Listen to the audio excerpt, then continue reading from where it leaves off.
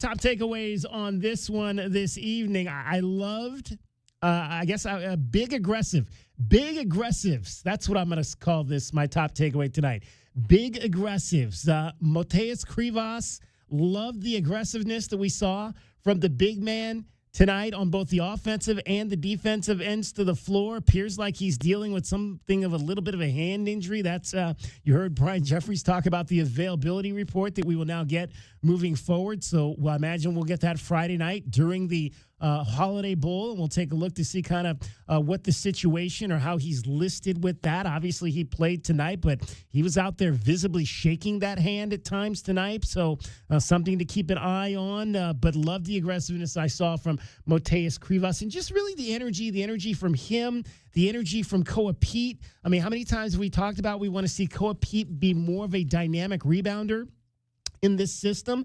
And I think we saw that obviously tonight from him, but I also loved the aggressiveness that I saw from him at the offensive end of the floor, really looking for his shot, being aggressive to the basket, to which maybe we hadn't seen as much, I think, since maybe the first couple of games of the season. So that was good to see. Big aggressives tonight for the Arizona Wildcats. And give credit to South Dakota State. I mean, one of the other things that we've always kind of harped on in terms of these games against the lower Division ones is that the only way they're going to beat you is to make three-point shots. And they made 10 tonight. They didn't win the game, but they covered the spread, which was 32.5, and you make 10 threes, you're going to be able to keep yourself in the ball game. And I thought that was probably we're going to see a much more kind of aggressive shooting team in South Dakota State than what we had seen from some of these other lower range Division I squads, mid-major Division I squads like Bethune and Utah Tech and some of those. So credit those guys for making a ton of shots tonight and keeping themselves. That's the difference between winning by 28 points and them making those shots, potentially not making those shots. You win maybe by 38 points and you cover that 32.5-point spread. But overall, big aggressiveness was my top takeaway tonight for the Arizona Wildcats. J.W. Madden, what did you see? I saw a very spirited South Dakota State Jackrabbits team come into McHale, DK, with visions of pulling off the biggest upset in their program's history, like we see every single time. This is probably the most difficult game of the year, coming off of a 3-4 day break for Christmas, get to spend time with the family, one quick game before you have to start getting into Big 12 play, and it's against a team that you're a 30-plus point favorite over. So the question then becomes, how much effort, how much energy, how seriously do they take the Jackrabbits team coming in? For the most part, I was very impressed with Arizona's defense. I think they were hounding the Jackrabbits. They did get a couple of open looks off from the three-point line. That was something that's correctable. Kalen Gary started feeling himself and just letting loose every time he touched the ball within 20 feet. That dude's stroke is really, really, really nice.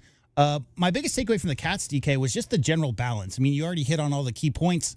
Koa Pete, much more aggressive than we've seen him. All the guys. I think Ivan Karchenkov, got to talk about what Anthony Del Orso did at the rim tonight. A lot of those guys really were making it a pointed effort to really attack the rim.